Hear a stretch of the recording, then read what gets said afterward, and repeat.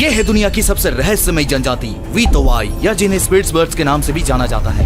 ये लोग मास्क पहनते हैं, मिट्टी के चोले ओढ़ते हैं और घंटों चुपचाप बैठे रहते हैं, एक पवित्र झरने की रक्षा करते हुए जो धरती और आत्मिक दुनिया को जोड़ता है। आज मेरा मकसद है कि मैं इनके चेहरे देख सकूं और इनके साथ पवित्र झरने में नहा सकूं। लेकिन ये आसान नहीं होने वाला। मुझे इन्हें मनाने के लिए सिर्फ 5 घंटे हैं। वैसे भी मैं पहला यूट्यूबर हूँ जो इस जनजाति के साथ शूट कर रहा है, तो अगर मैं बच गया तो इतिहास बन सकता है।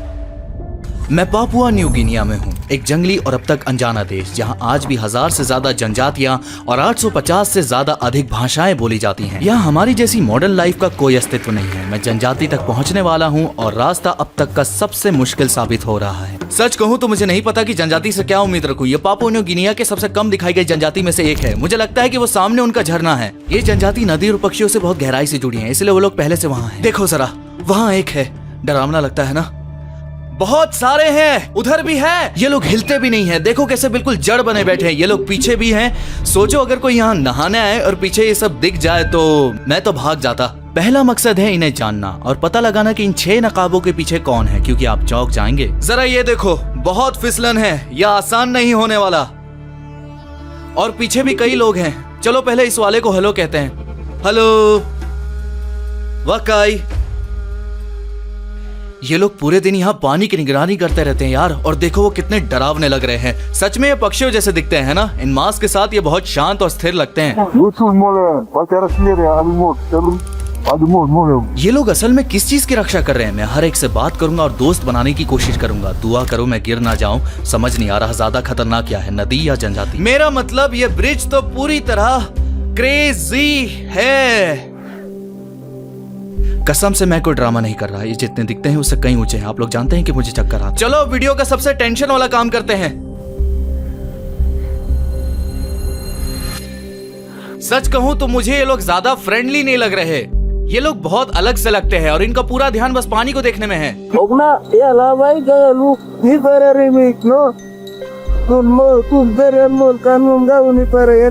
हमारे पास ज्यादा समय नहीं बचा था और मुझे यकीन नहीं था कि मैं अपना मकसद पूरा कर पाऊंगा, इसलिए मुझे जल्दी करनी पड़ी। अब मैं पूरी तरह से मिट्टी से भर जाऊंगा, है ना? वैसे जरा इनकी हाथों की उंगलियां देखो यार, ये तो बांस है। कमाल है।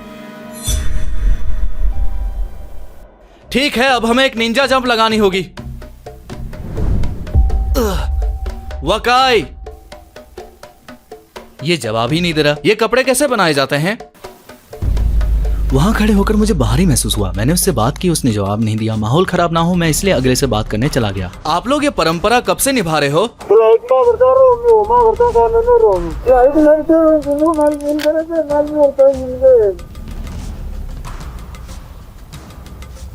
हे भगवान, ये तो पागलपन है। मेरी कलाई थोड़ी सी मुड़ गई है और अब हम आखिरी शख्स के पास हैं।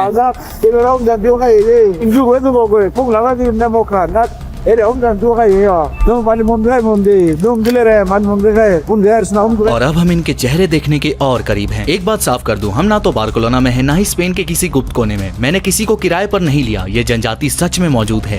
ये लोग हजारों सालों से एक ही कपड़े को पहनते आ रहे हैं और ये एक रहस्य है। यहाँ पापुआ न्यू गिनिया में जनजातियां असली है और टेक्नोलॉजी का इस्तेमाल नहीं करती, लेकिन हमारे लिए टेक्नोलॉजी अब जरूरी बन चुकी है, अपनों से जुड़ी रहने के लिए और नई चीजें सीखने के लिए। ये लोग नदी के ऊपर वाले हिस्से से इसलिए आए हैं क्योंकि यहाँ पर वो अपने रिचुअल्स करते हैं। तो ये लोग हर 3-4 घंटे में एक बार रिचुअल करते हैं। क्या मैं भी तुम्हारे साथ रिचुअल कर सकता हूँ?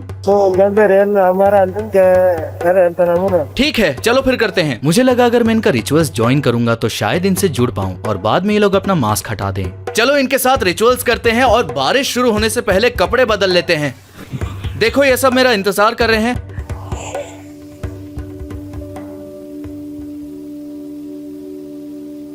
अरे कुछ दिखाई नहीं दे रहा है यार। मुझे अभी बहुत सुरक्षित लग रहा है। शायद मैं पूरी तरह घुल मिल गया हूँ, क्या पता।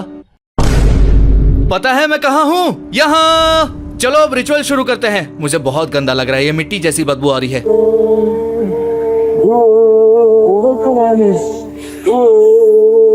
मुझे सच में समझ नहीं आ रहा है क्या चल रहा है। देखो कैसे ये लोग अपने हाथों को पक्षियों की तरह हिला रहे हैं।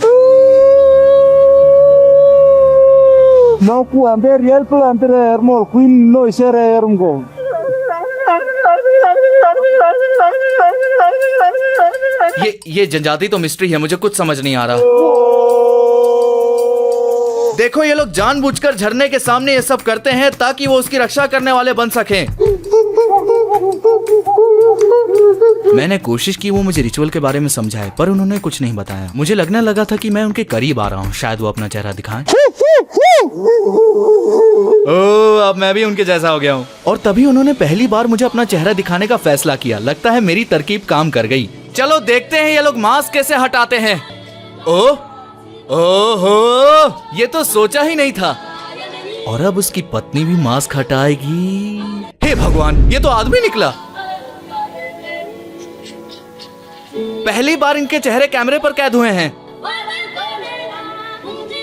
ओह, लेकिन अचानक सब झरने की ओर दौड़ पड़े। ओ तेरी! और पता नहीं कैसे, लेकिन उन्होंने मुझे भी नहाने दिया।